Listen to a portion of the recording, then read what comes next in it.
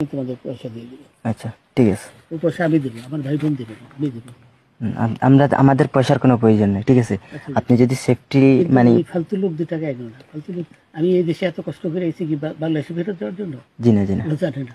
আচ্ছা ঠিক আছে।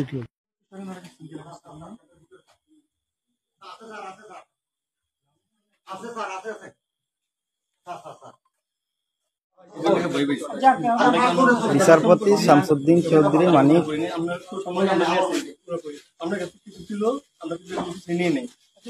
আচ্ছা ঠিক আছে, ওকে।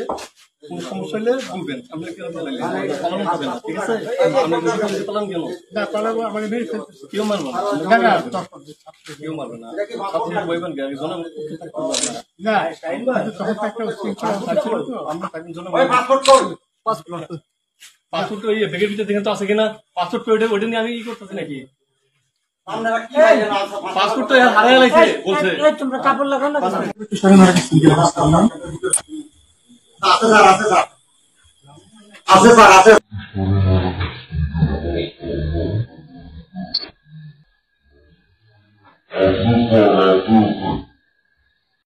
তোমাদের পয়সা দিয়ে দেবো। আচ্ছা ঠিক আছে, ওই পয়সা আমি দেবো, আমার ভাই বোন দেবে না, আমি দেবো।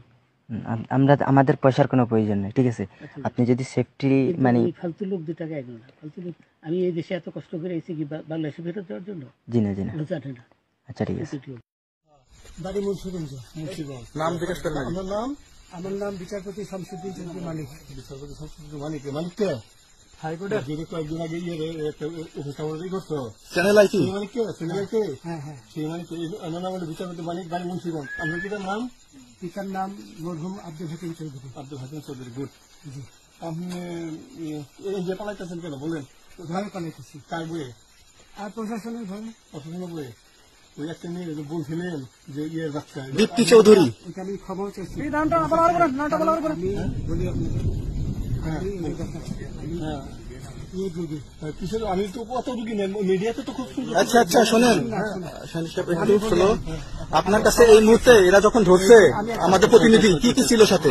আমার সাথে কি কি ছিল এটা বলেন। আমার সাথে ছিল British passport, Bangla passport, Bangla passport, টাকা টাকা আর কয়টা ই কার্ড, ডেবিট কার্ড আর ই কার্ড, কি বলে? আমার ভিডিও করতেছে। আচ্ছা কালকে যে টাকাগুলো ছিল, আজকে কোনো টাকা ছিল সাথে? আজকে ছিল না, আজকে যে কত বাংলাগুলা। হ্যাঁ 40,000 আজকে আজকে হ্যাঁ আজকে যেটা কয় টাকা ছিল? দেখেন। এই দেখেন, এই দেখেন 40,000 টাকা ছিল।